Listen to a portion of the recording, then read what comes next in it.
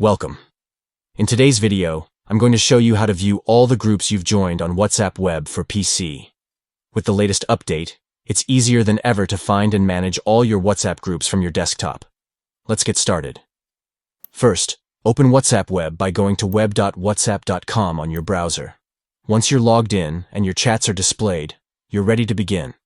Now, to see all the groups you've joined, look right below the search bar at the top of the screen. You'll see a section labeled *Groups*. Click on Groups, and this will bring up a list of all the WhatsApp groups you're currently part of.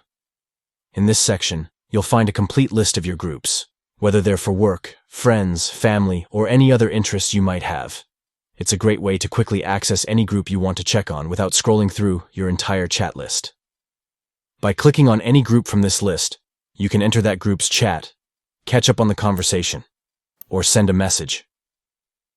This feature makes it really easy to stay organized, especially if you're in a lot of different groups. And that's it. You've now learned how to view all the groups you've joined on WhatsApp Web. It's a simple but super helpful feature that makes navigating your groups a lot more efficient.